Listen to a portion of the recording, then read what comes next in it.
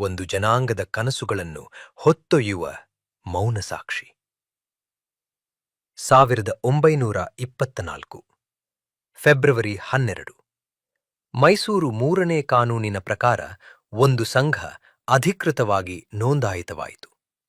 ಆದರೆ ಅದು ಕೇವಲ ಒಂದು ಸಂಘವಲ್ಲ, ಅದು ಒಂದು ಜನಾಂಗದ ಭವಿಷ್ಯಕ್ಕೆ ಹಾಕಿದ ಅಡಿಪಾಯ. ಇಂದು ಆ ಐತಿಹಾಸಿಕ ಕ್ಷಣಕ್ಕೆ 101 ವರ್ಷಗಳು. ಈ ಕತೆ ದೇವಾಂಗ ಸಂಘದ ಕತೆ. ಮೈಸೂರು ಸಂಸ್ಥಾನದ ಮಹಾರಾಜ ಶ್ರೀಕೃಷ್ಣರಾಜ ಒಡೆಯರ್ ಅವರ ಆಡಳಿತ ಕಾಲದಲ್ಲಿ 100 ಎಕರೆ ಪ್ರದೇಶದಲ್ಲಿ ಬಡಾವಣೆಗಳನ್ನು ನಿರ್ಮಿಸಿ ದೇವಾಂಗ ಜನಾಂಗದವರಿಗೆ ದೇವಾಂಗ ಪೇಟೆ ಎಂಬ ಹೆಸರನ್ನು ನೀಡಲಾಯಿತು. ಜನಾಂಗದ ಹಿರಿಯರು ಒಟ್ಟಾಗಿ ಸೇರುತ್ತಾರೆ. ಭಕ್ತಿ, ಶ್ರದ್ಧೆ ಮತ್ತು ಐಕ್ಯತೆಯಿಂದ ಶ್ರೀ ಪ್ರಸನ್ನ ಪಾರ್ವತಿ ಸಮೇತ ಶ್ರೀ ರಾಮಲಿಂಗಚಂದ್ರ ಚೌಡೇಶ್ವರಿ ದೇವಿಯ ದೇಗುಲವನ್ನು ನಿರ್ಮಿಸುತ್ತಾರೆ. ಅಂದಿನಿಂದ ಮನೆಯ ಪ್ರತಿಯೊಂದು ಶುಭ ಕ್ಷಣಕ್ಕೂ ಕುಲದೇವತೆಯ ಆಶೀರ್ವಾದ ಪಡೆಯುವುದು ಒಂದು ಪವಿತ್ರ ಸಂಪ್ರದಾಯವಾಗಿ ಬೆಳೆದು ಬರುತ್ತದೆ. ಒಟ್ಟು 28 ಪೇಟೆಗಳಿಗೆ 28 ಶೆಟ್ರು ಯಜಮಾನರನ್ನು ನೇಮಕ ಮಾಡಿ ಜನಾಂಗದ ಸುಖ, ಶಾಂತಿ ಮತ್ತು ನೆಮ್ಮದಿಯನ್ನು ಕಾಪಾಡುವ ಜವಾಬ್ದಾರಿಯನ್ನು ಅವರಿಗೆ ಒಪ್ಪಿಸಲಾಗುತ್ತದೆ. ಶೆಟ್ರು ಯಜಮಾನರುಗಳು ತಮ್ಮ ಜೀವಿತವನ್ನೇ ಅರ್ಪಿಸಿ ಸಮಾಜದ ಒಗ್ಗಟ್ಟು ಮತ್ತು ಭದ್ರತೆಗೆ ಶ್ರಮಿಸುತ್ತಾರೆ.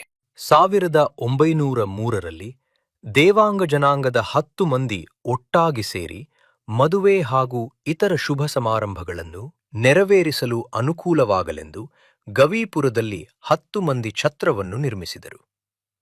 1920ರಲ್ಲಿ 28 ಪೇಟೆಗಳ ಯಜಮಾನರು, ಹಿರಿಯರು ಚಂದ್ರಚೌಡೇಶ್ವರಿ ದೇವಸ್ಥಾನದಲ್ಲಿ ಸೇರುತ್ತಾರೆ.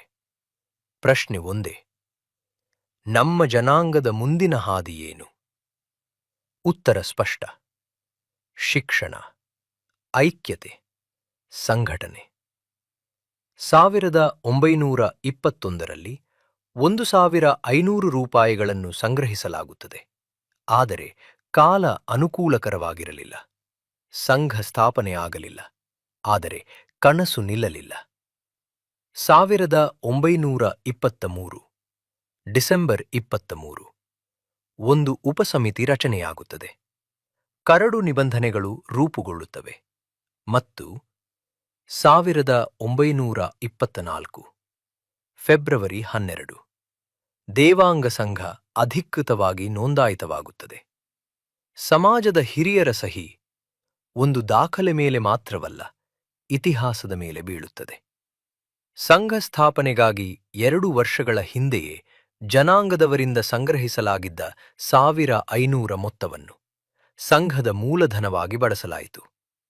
ಸಂಘದ ಧ್ಯೇಯ ಸ್ಪಷ್ಟವಾಗಿತ್ತು: ಶಿಕ್ಷಣದ ಮೂಲಕ ಅಭಿವೃದ್ಧಿ, ಕುಲಕಸುಬಿನ ಉತ್ತೇಜನ, ಆರ್ಥಿಕ ಸ್ವಾವಲಂಬನೆ ಮತ್ತು ಐಕ್ಯತೆಯ ಮೂಲಕ ಸಮಗ್ರ ಏಳಿಗೆ. ಒಬ್ಬ ಅಧ್ಯಕ್ಷ, ಉಪಾಧ್ಯಕ್ಷರು, ಕಾರ್ಯದರ್ಶಿಗಳು, ಸದಸ್ಯರು. ಸಂಘ ಸುಸೂತ್ರವಾಗಿ ಸಾಗಲು ಒಟ್ಟಾಗಿ ಶ್ರಮಿಸಿದವರು. 1943ರಲ್ಲಿ ಒಬ್ಬ ದಾನಿ, ಒಬ್ಬ ದೃಷ್ಟಿವಂತ. ಎಣ್ಣೆಗೆರೆ ಯಜಮಾನ ವೆಂಕಟಪ್ಪ ಅಂದರೆ ಪತಿಯಪ್ಪ 1 ಎಕರೆ 32 ಗುಂಟೆ ಜಮೀನನ್ನು ದೇವಾಂಗ ಸಂಘಕ್ಕೆ ದಾನ. ಅಲ್ಲಿಯೇ ವಿದ್ಯಾರ್ಥಿಗಳ ಭವಿಷ್ಯಕ್ಕಾಗಿ ದೇವಾಂಗ ಹಾಸ್ಟೆಲ್. ಒಬ್ಬ ವ್ಯಕ್ತಿಯ ತ್ಯಾಗ 100 ಬದುಕುಗಳಿಗೆ ಬೆಳಕು.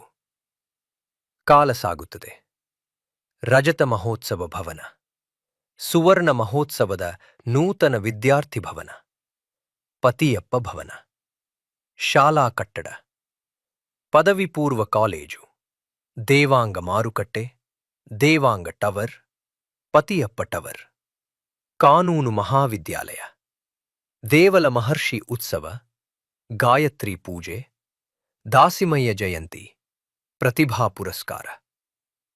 ಪ್ರತಿ ವರ್ಷ ಒಂದು ಹೆಜ್ಜೆ ಮುಂದೆ. 2025 ಶತಮಾನೋತ್ಸವ ಸಂದರ್ಭದಲ್ಲಿ ಲೇಡೀಸ್ ಹಾಸ್ಟೆಲ್ ನಿರ್ಮಾಣಗೊಳ್ಳುತ್ತಿದೆ. 100 ವರ್ಷಗಳು. ಒಂದು ಸಂಘ, ಒಂದು ಜನಾಂಗ, ಒಂದು ನಿರಂತರ ಪ್ರಯಾಣ. ಇದು ಕೇವಲ ಕಟ್ಟಡಗಳ ಕಥೆಯಲ್ಲ. ಇದು ತ್ಯಾಗದ ಕಥೆ. ಇದು ದೃಷ್ಟಿಯ ಕಥೆ. ಇದು ಐಕ್ಯತೆಯ ಕಥೆ. ದೇವಾಂಗ ಸಂಘ ಇತಿಹಾಸವನ್ನು ಕಟ್ಟಿದವರಿಗೂ ಭವಿಷ್ಯವನ್ನು ಕಟ್ಟುತ್ತಿರುವವರಿಗೂ ನಮ್ಮ ನಮನ. ಜೈ ದೇವಾಂಗ.